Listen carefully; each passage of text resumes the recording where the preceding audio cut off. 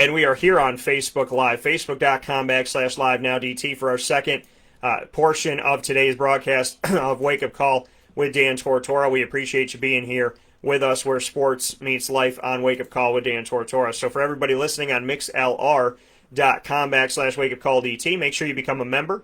It is free and membership has its privileges. When you become a member on Wake Up Call or on mixlr.com/wakeupcalldt, you will have the opportunity to chat with us in the live chat room and give your thoughts instantaneously. And obviously here on Facebook Live, you can do the exact same thing. If you're here on video with us on facebook.com/live-now-DT. Mike Sofka is here to speak with us on everything that's going on inside of the AFC East. So I want to bring him into the show, Mike of Hall of Fame FantasyFootball.com. Mr. Sofka, how you doing today? I'm doing great. Thanks, Dan. How are you? Doing very well, and Mike, happy to have you here on the broadcast, as we always do every Wednesday, to link up with one another. We've been breaking down the AFC by division here, and we'll break down the NFC afterwards. So we have the opportunity today to go to the AFC East after going to the North and the South in these first couple weeks. The Buffalo Bills are first on the docket, so I will hand it off to you, essentially, and let you run with this one. And remember those days of Thurman Thomas with the Buffalo Bills, as Mike Sofka will now bring you his thoughts on the Bills first, and then I will give you mine on Buffalo this upcoming 2020-21 season. Go ahead, Mike. Yeah, well, geez, compare me to Thurman Thomas. That's pretty awesome. I like that guy. Hey, listen, the AFC East in general, we talked about the AFC North having the weakest schedule. You look at the AFC East, they have the toughest schedule, and Buffalo has the fifth toughest schedule. But the Pats have the number one, the Jets have the number two, and the Dolphins have the number three toughest schedule. Look, Buffalo plays well. I think they ended the season pretty well. I think Josh Allen is a heck of a quarterback.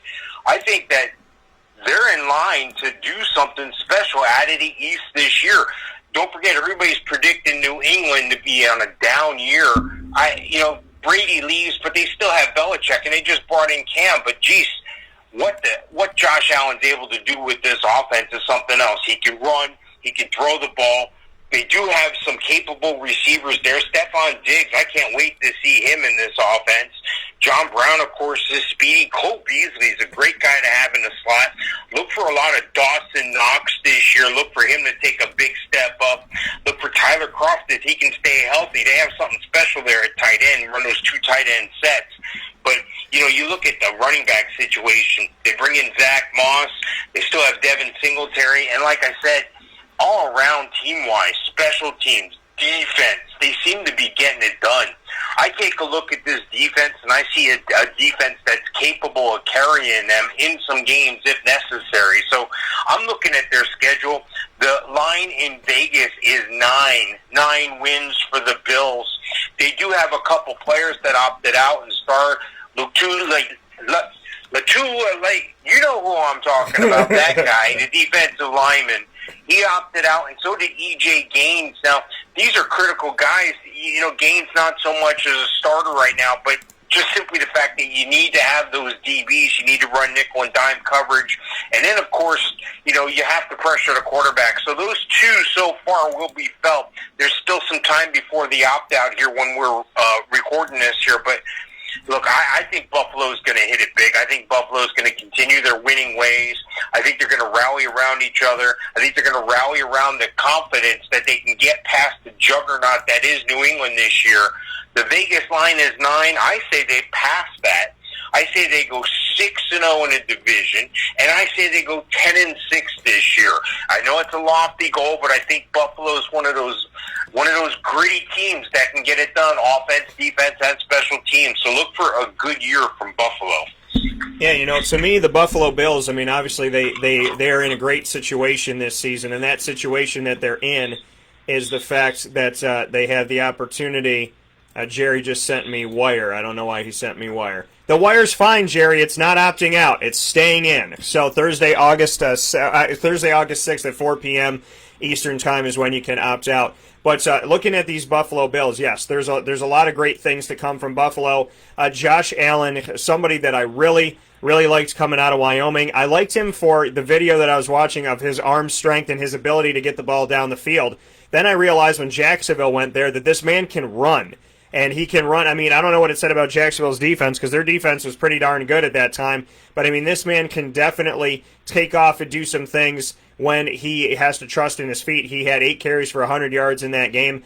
Josh Allen's ability to throw the ball on the run, you saw that video when Mike was talking, when he rolled out to his right and he just sent a zinger right down the field while he was in motion, which was fantastic. And you underestimate how difficult something like that is to do. The Buffalo Bills have youth at wide receiver, or pardon me, well, they have some youth there, but they have a definite youth at the running back position. I like what they have brought in over these last couple of years. Devin Singletary as a rookie last year, Zach Moss this year, and don't underestimate Zach Moss. Go look up his stats. His stats are uncanny.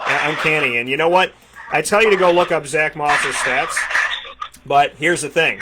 We're here for you, and Mike and I are here to bring you that. So I could tell you to go do it, or we could do it here for you. And inside of the Pac-12 for Utah, we look at the numbers for Zach Moss. As a freshman, he had 382 yards, was used sparingly, only 84 carries.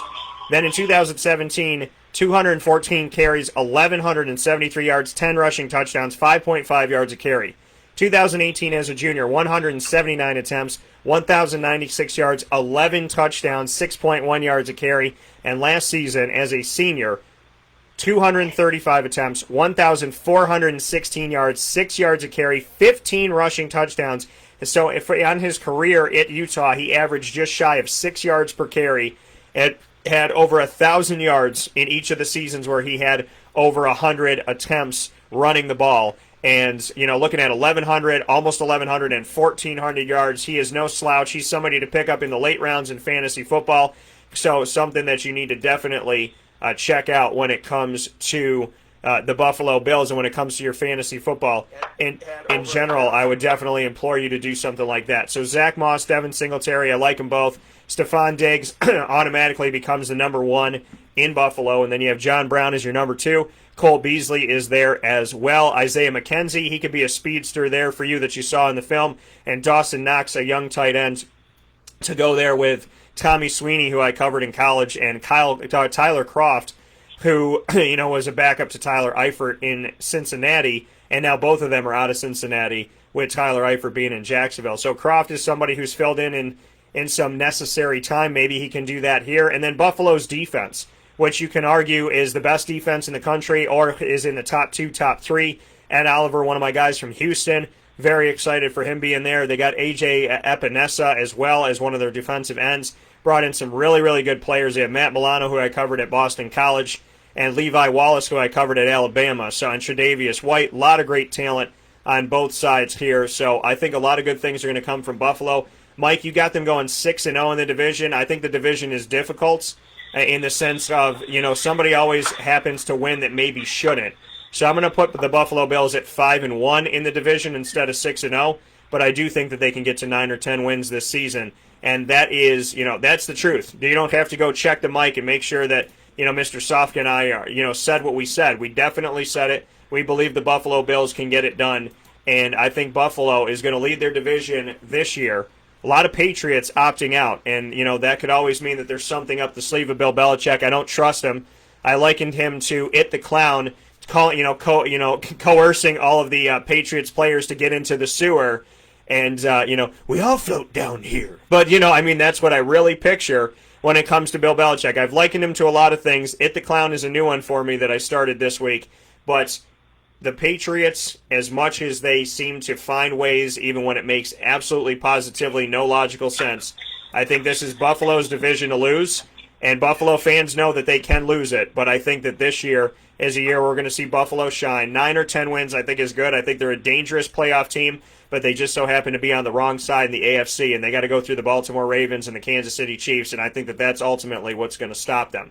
We now head, Mike, to the Miami Dolphins. What are your thoughts on the Dolphins that are now a team, and I'm going to go between video here of the Dolphins as well as of Tua Tagovailoa, who I believe will eventually be their starting quarterback. What are your thoughts on Miami, Mr. Sofka? Yeah, when you look at Miami, you look at the quarterback situation immediately with Tua coming in. They had Ryan Fitzpatrick. He's the place card, if you would, until Tua is ready to go. But Ryan Fitzpatrick is a journeyman quarterback who is capable of getting it done. He's a Harvard guy. This guy is super smart, and that's what's elongated his career, along with having some bad defenses at times and having to air the ball out. This is a guy that can get it done all year if necessary, but I think they're going to get Tua in the game sooner rather than later. They do have a couple things concerning to me. One is simply, Alan Hearns opted out. 28, 29-year-old, going to be 29 years old this season. I wouldn't think he'd want to opt out this year when Tua coming in his first year, so there must be some sort of circumstances, there. But the guy I feel for on the roster is Josh Rosen. This is a guy who got jettisoned from Arizona because they got a better pick and took Kyler Murray. Now, the same thing's happening to him again in Miami, so you're wondering, it's got to be the guy, or is it just circumstance? So I hope he lands on his feet somewhere, but nonetheless, it's going to be Fitzpatrick until Tua gets in the game. I like the tight end situation. I think Mike Gesicki's going to have a heck of a year, especially if Tua gets some starts, because the tight end's usually a check-down guy. I like what they did with running back. They brought in Jordan Howard to solidify the backfield with Matt Breida. Kalen Ballage hasn't yet, really shown up. Neither has Myles Gaskin. But Devontae Parker's been the guy who consistently shows up. He shows up every time I watch highlights of a Miami game. It's Devontae Parker. Now, it was Alan Hearns at times too, but the bottom line is this. They're going to need to win some games, and I don't think they're going to, and Vegas doesn't think they're going to either. Vegas has them at 6.5 games as the line. I've got them going under that at 5-11, going 2-4 in the division. It's just not Miami's year, Tua or not. I don't think they have what it takes team-wise to make it happen. And, of course, now that I've said that, they're going to go undefeated and win the Super Bowl. But I think they're a safe bet to go under the total and 2-4 in the division for the Miami Dolphins. It's going to be an interesting road for Miami because, like you said, I think it's not for long that we're going to see Tua Tagovailoa eventually step in here. Ryan Fitzpatrick has obviously done a lot, and Fitzmagic has done a lot of great things. In his career, he's kind of, he'll be on for a couple seasons or on for a season and then off for a season. But he's done some good stuff around the league. He's had a lot of success in the AFC East, and he's had a lot of success in Florida when he was with the Tampa Bay Buccaneers most recently, and now with him being a Miami Dolphin. There's something to be said about what he can do and what he has done. So I do want to start this thing off as you're seeing some stuff from Tua here. I do want to start off by saying that Ryan Fitzpatrick has been kind of timeless. And Josh Rosen, how such a top pick has fallen. A top 10 pick goes to Arizona. They don't even have him for a full calendar year. They let him go to Miami, and Miami chooses Ryan Fitzpatrick, and then they draft Tua Tagovailoa, who, they were rumored about wanting to take 2 years before all this happened. So Ryan Fitzpatrick, I think, is something that can definitely help you out there, and Tua is going to help you out. And I love the fact that, we don't get to see it a lot, so when we get to see it, I get really excited about it, and that's a left-handed quarterback. So we get to see Tua in the league now, and hopefully, his health is going to be there, and he's going to have some longevity. He's gone through some injuries, so I'm looking forward to what we can see with Tua. But, I love his faith. I loved his conversation when he was down in Hawaii with his family when he got drafted, and just some of the things that came out of his mouth. I think he's a guy with a good head on his shoulders, and I'm excited to see what he can bring to the table. So ultimately, I think it's going to be a lot of fun to watch Tua here. And, as far as the Dolphins go as a whole, I do think they're going to struggle. I do think it's going to be a challenging year, as excited as I am to see Tua. I like that Matt Breida is there. Matt Breida really never caught on fully with the Niners. Jordan Howard, from being Chicago's kind of guy to splitting time with Tariq Cohen to going to Philadelphia where they had 4 running backs because they seem to like doing that, to now being in Miami, I think this gives some weapons here. And there is some youth here. And then Kalen Ballage, he stepped up last year, but not consistently. And Myles Gaskin was drafted so late, but he still has an opportunity. And then you look at a guy like Malcolm Perry, and Malcolm Perry, he's on the reserve COVID list right now, COVID-19 list. But Malcolm Perry's a former quarterback of Navy running that triple option. So don't underestimate the ability of what he can do in the league as well as a weapon if used properly. And then Devontae Parker, I mean, yeah, he's done some good things. You saw at the beginning of this video that he has the capability of having some tremendous catches on throws that aren't even necessarily that great of a throw and catching in double coverage. But, ultimately, he has to get consistent. Mike Gesicki stepped up at tight end, and Mike and I like him a little bit here. But, ultimately, I think Miami is going to struggle. I think that, 4 to 6 wins I think 5 wins is kind of safe to say for Miami. I don't see a ton of great stuff coming out of Miami in Tua's first year, but I think that, it'll put some hair on his chest. It'll teach him a lot of things he needs to know about the NFL, and I think ultimately that Miami's going to be in good hands with Tua. But for right now, Miami is going to have somewhat of a struggle this year as they look to continue to rebuild. But dare I say it, since Dan Marino, they've been rebuilding for over a decade. This could actually be a time in Miami's history where I can tell you that the rebuilding time might actually start to come to fruition, and we might get to see some genuine blocks being put together, some cement being put in between them, and an actual foundation for the Miami Dolphins coming to fruition. With that being said, Mike and I are going to take a step aside for a fast break. When we come back, we will be discussing the rest of the AFC East. We'll go to the New England Patriots right after this fast break, where sports meets life on Wake Up Call with Dan Tortora. So stay right here with us and listen into our great partners in Central and Upstate New York, including the wonderful, wonderful place for you to watch all the games that brings you the Fantasy Football Power Hour weekly, Wednesdays from 10 a.m. to 11 a.m. Eastern Time, and that is the Wildcat Sports Pub. You'll hear from them as well as other great partners we have here in the community, and then Mike and I are right back at it here on Wake Up Call with Dan Tortora, giving you our thoughts on the other half of the AFC East. Carvel DeWitt, it's what happy tastes like. Do you know why? Because we make ice cream. Creamy, rich, flavorful ice cream. Not yogurt or iced milk like some of our competitors. Ice cream. Fresh, by hand, daily. For the calorie conscious, we have something new for you. Our new Carvelite. Same great flavor, creaminess, and texture of our regular ice cream with only 35 calories an ounce. So whether you want an ice cream cake, flying saucer, dasher, carvalanche, hard or soft ice cream, we will satisfy your craving with our fresh, handmade regular or new Carvelite ice cream. Carvel DeWitt. It's what happy tastes like. Charney's Men's Clothing is your one-stop shop for your men's dress-up and dress-down wear. Located on 3150 Erie Boulevard East in Syracuse, Charney's Men's Clothing is proud to be your trusted name for decades in suits, sport coats, tuxedos, and all accessories. Charney's Men's Clothing also provides sports and leisure-themed casual wear for the everyday man. Stop in and see our welcome and friendly staff on 3150 Erie Boulevard East in Syracuse. The Wildcat Sports Pub in Camillus, New York is located on 3680 Milton Avenue in the Home Depot Plaza. It is your family-friendly sports bar and restaurant.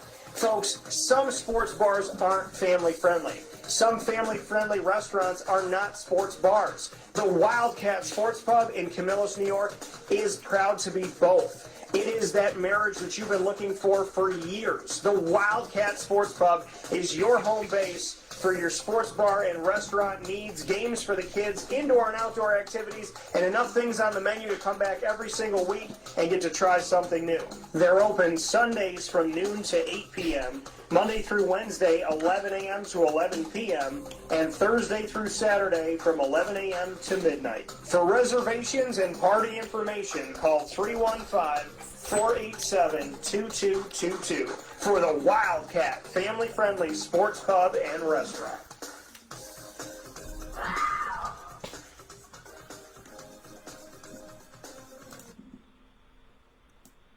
Welcome back here to Wake Up Call with Dan Tortora on wakeupcalldt.com, your one-stop sports shop, and on mixlr.com/wakeupcalldt here inside of Ma and Pa's Kettle Corn and Popcorn Factory's What's Poppin' with Mr. Mike Sofka. and we are discussing the AFC East as we break down each division inside of the NFL for the 2020-2021 season.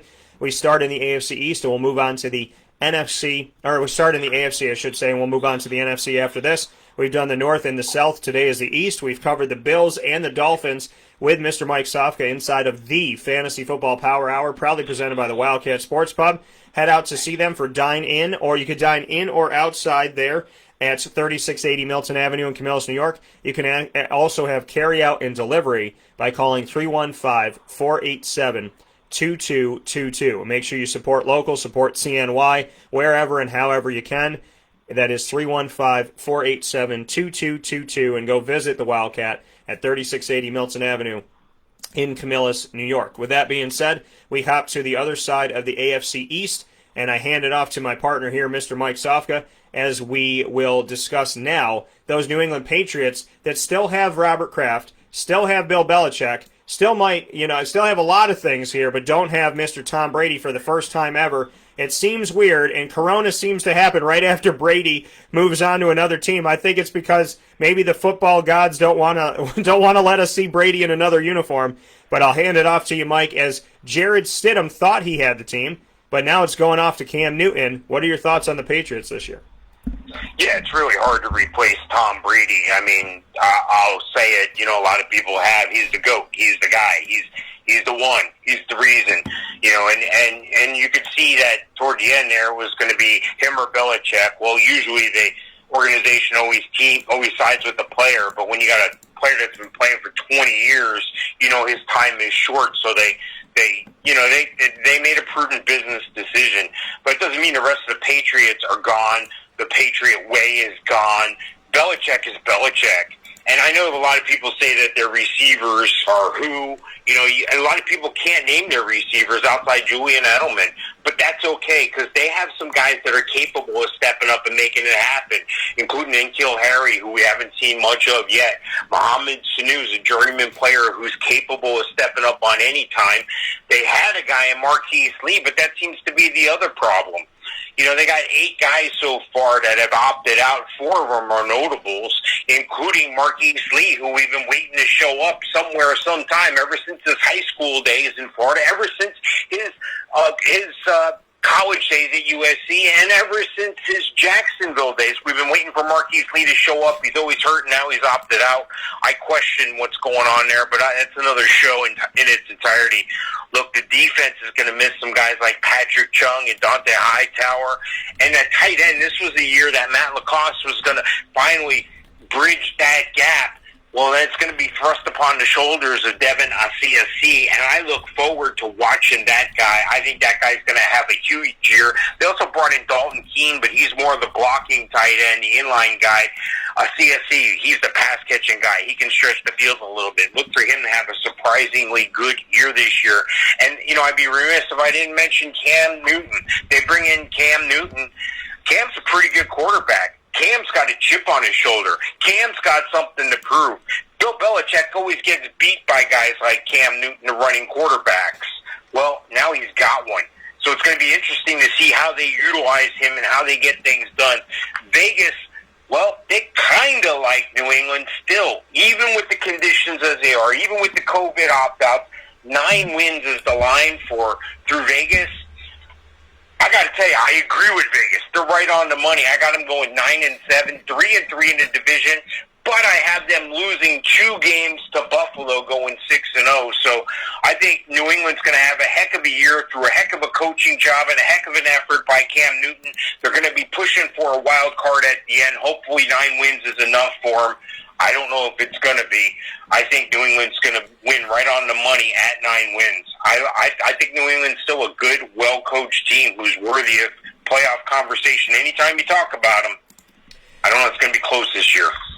Yeah, it's crazy here inside of the Fantasy Football Power Hour with Mr. Mike Sofka of Hall of Fame FantasyFootball.com, myself, Dan Tortora of WakeUpCallDT.com, and the both of us working with you always 24/7 on our Facebook group, Winning Fantasy Football, so make sure you join us here on Facebook. The Patriots with more players opting out than any other team. The New England Patriots with Matt Lacoste at tight end, Marquise Lee, as Mike mentioned, at wide receiver. safety starter Patrick Chung, starting linebacker Dante Hightower, running back Brandon Bolden, Marcus Cannon on the offensive line, as well as Najee Torin and Danny Vitale, fullback on the team, have all opted out as of right now. The Patriots having more than any other team opting out. But they do have this man that you're watching on video, Cam Newton. And as Mike said, and I've said many a times, and we agree on this completely, we've actually read each other's minds, and you heard me talk about Lily doing this. Well, Mike and I also have osmosis, and that is the fact that, it makes sense that Cam Newton wears number 1 because he usually calls his number.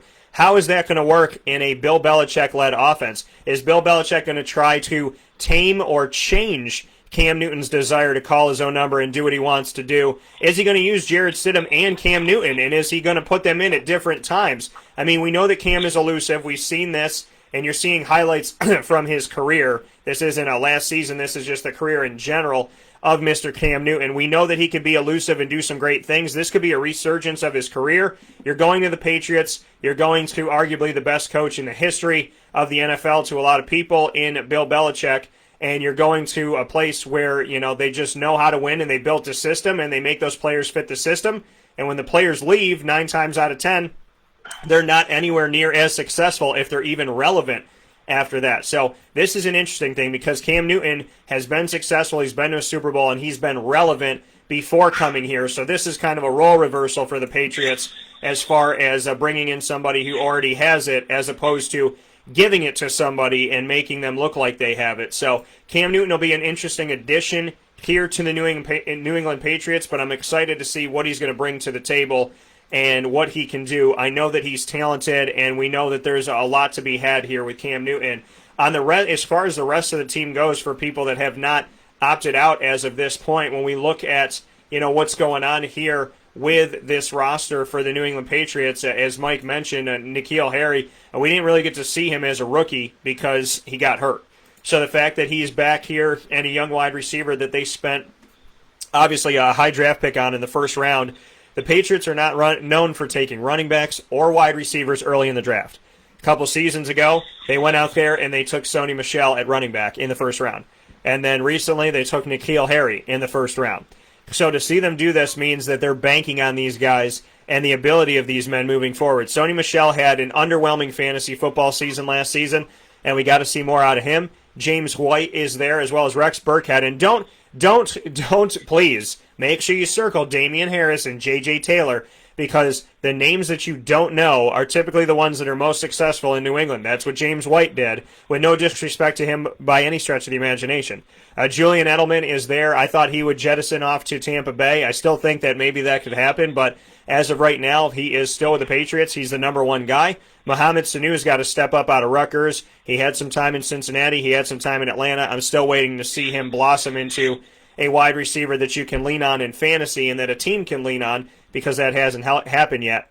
And then Devin Asiasi and Dalton Keene going out there and drafting 2, not 1, but 2 tight ends. This could be the second coming of the Gronkowski-Hernandez days, potentially, if the quarterback situation works out. But I think that, when you look at the Patriots and ultimately look at their schedule this season, as we break down the AFC East, I think that, looking at the game against Miami and then looking at the Vegas Raiders and looking at the Denver game potentially, I think they could maybe steal one from San Fran, because that's going to be in New England, in the West Coast traveling to the East Coast. Then you got to play the Jets twice.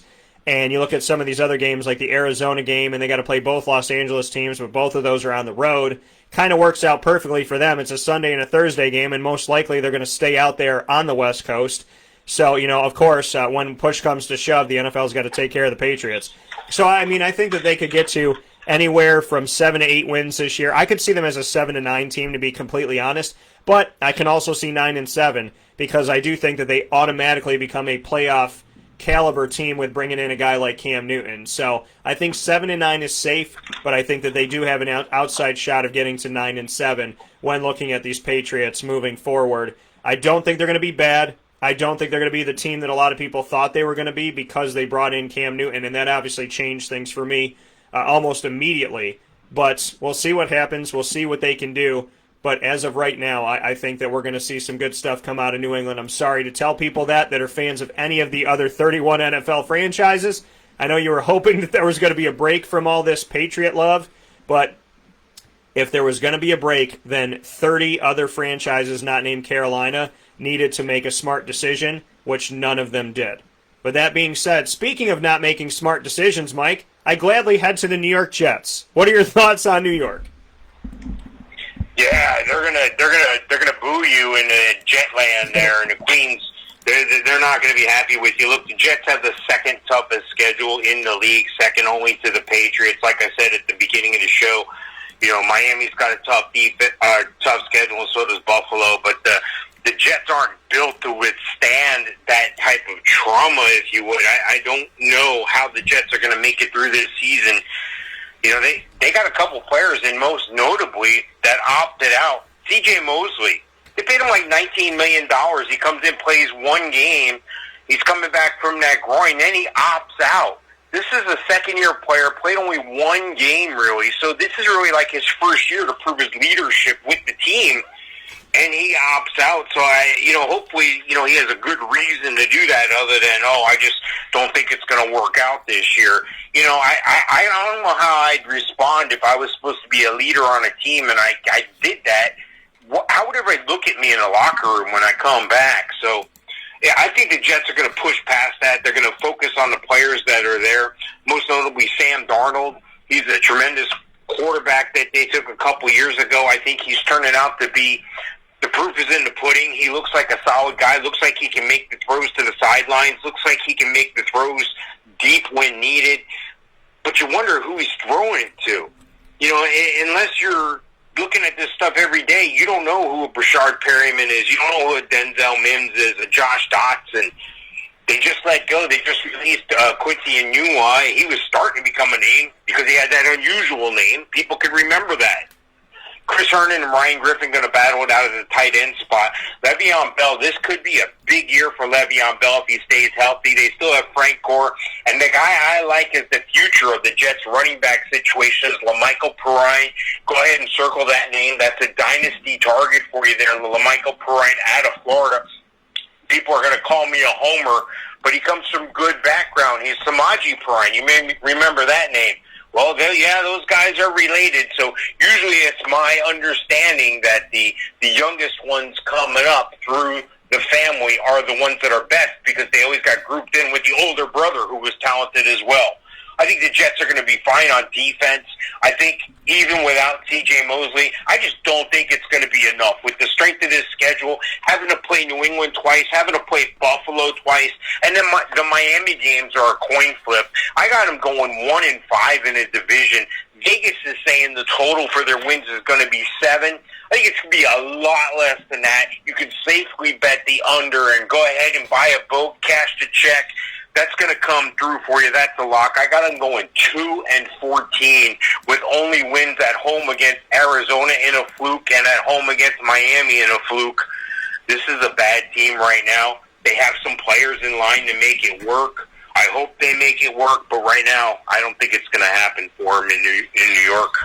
Hey, the New York Jets, and I love how you said that they were going to be mad at me, and then you said all that stuff. But but the reality. All the bad tweets, Dan.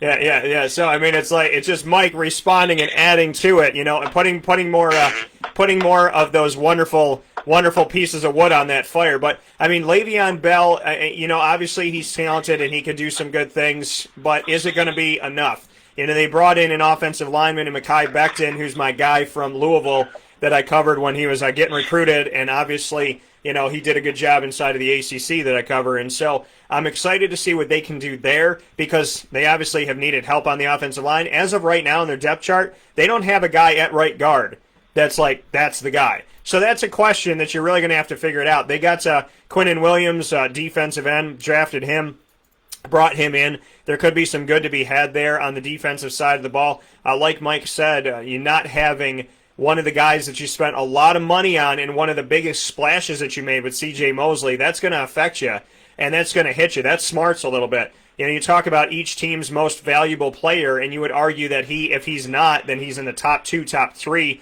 for the New York Jets, and not having him there is going to be an issue defensively, even just on leadership.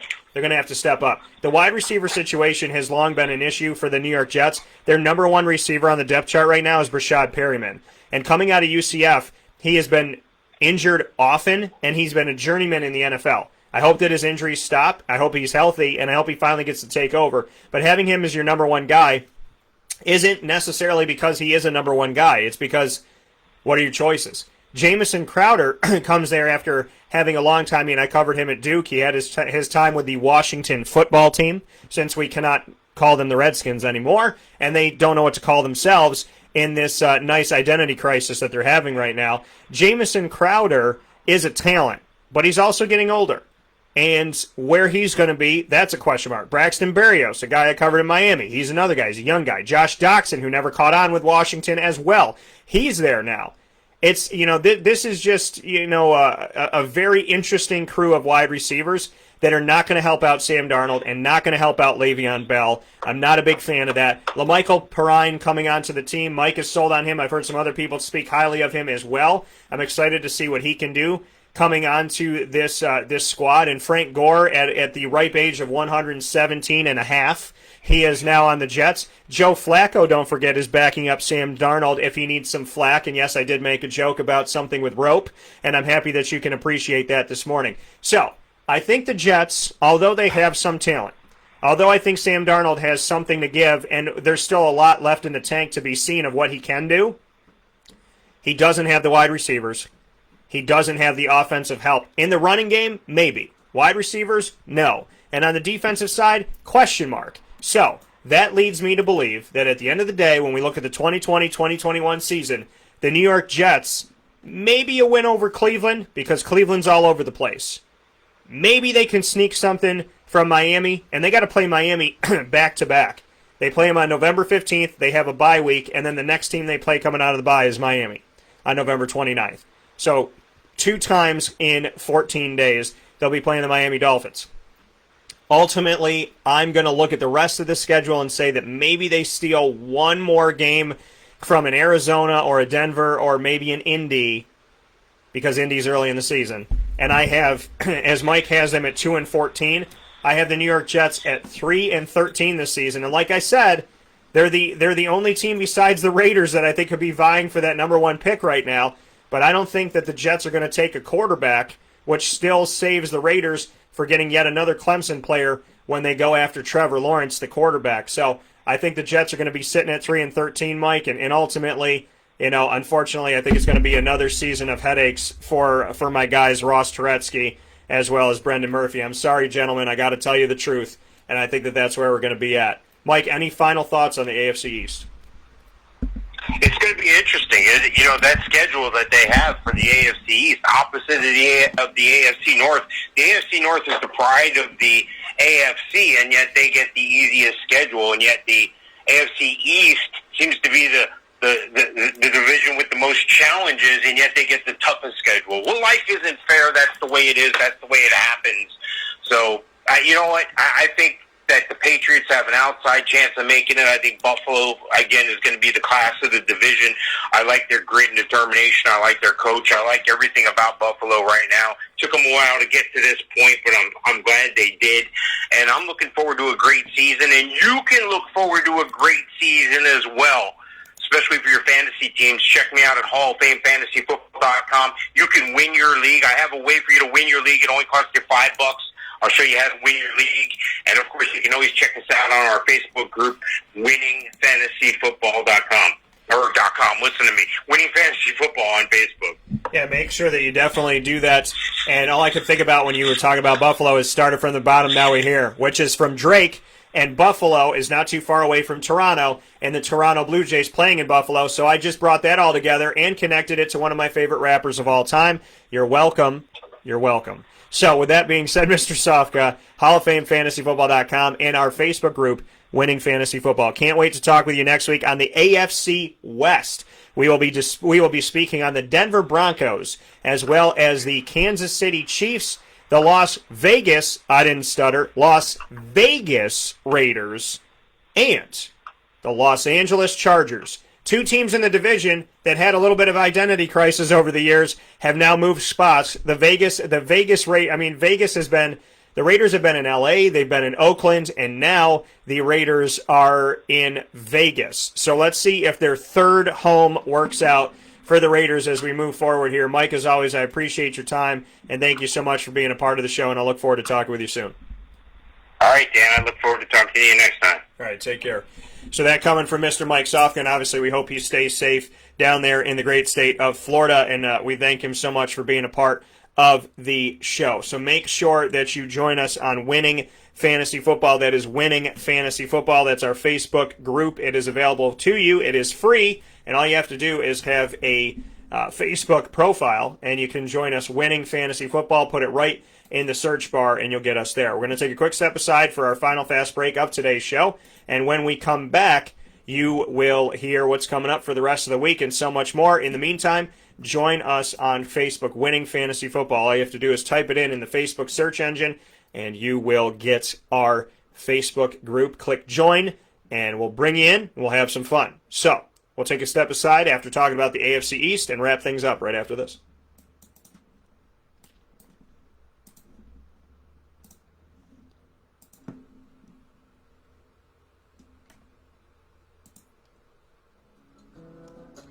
Charney's Men's Clothing is your one-stop shop for your men's dress up and dress down wear. Located on 3150 Erie Boulevard East in Syracuse, Charney's Men's Clothing is proud to be your trusted name for decades in suits, sport coats, tuxedos, and all accessories. Charney's Men's Clothing also provides sports and leisure-themed casual wear for the everyday man. Stop in and see our welcome and friendly staff on 3150 Erie Boulevard East in Syracuse.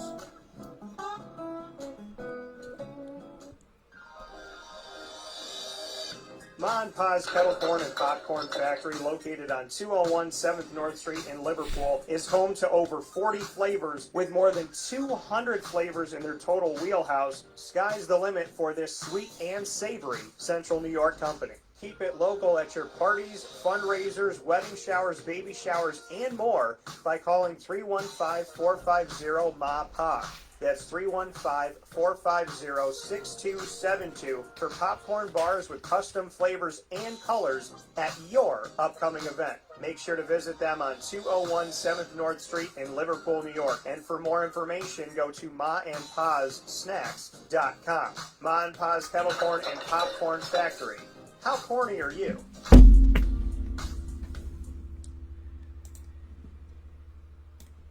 The Millhouse Market, located on 3790 New York 13 in Pulaski, New York, is worth the drive every time. Make sure that you download their app on the Google Play or Apple App Store, and once you have their app downloaded, you can look at their entire menu, everything from all of their brick oven pizzas to over 30 different sandwich concoctions, their bowls, their salads, their desserts, their breads that you can take home.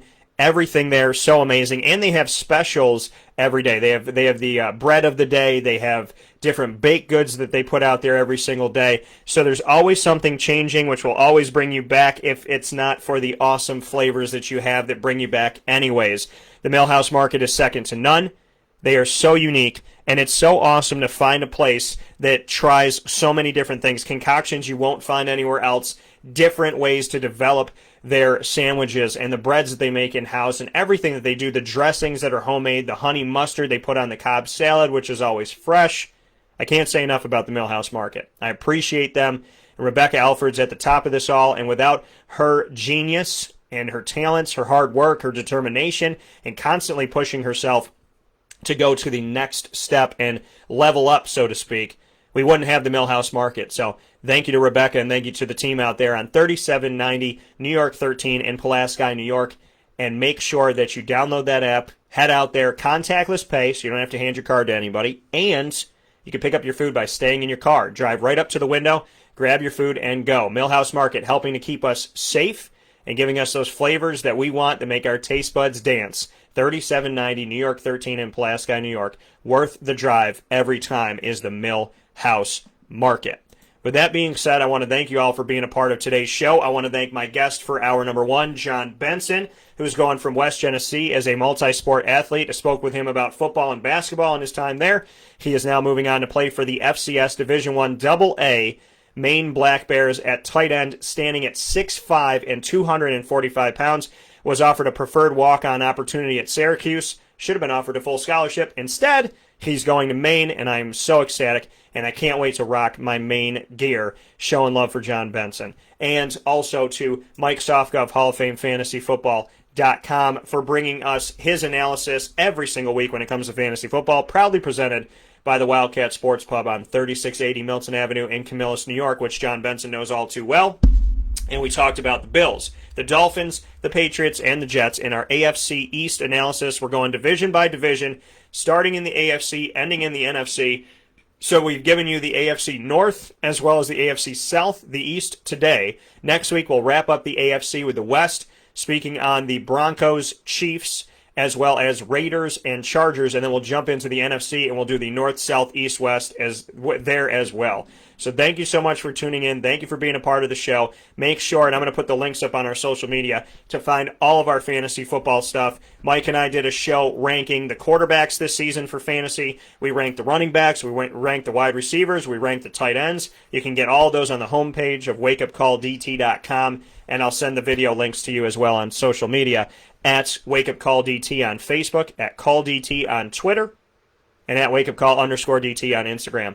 God bless, no stress, do your best. Coming up tomorrow, we have Papa Joe. We'll be talking about baseball and everything else going on as sports is in full swing. We have the NBA back, we have the NHL back, Major League Baseball is back, MLS has been back, and we're looking and hoping some college football schools coming back, some of them aren't. Papa Joe and I are going to have plenty to discuss from 9 a.m. to 10 a.m. Eastern Time on Thursday, August 6th. It's also the last day that players have to opt out of the NFL by 4 p.m. Eastern Time. So we'll be able to do all that with PJ, and in the second hour at 10:15 a.m. Eastern Time, we will be joined by a Syracuse Orange football offeree. To find out who that is, stay close with us on our social media. Once again, at WakeUpCallDT on Facebook, at CallDT on Twitter, and at WakeUpCall_DT on Instagram.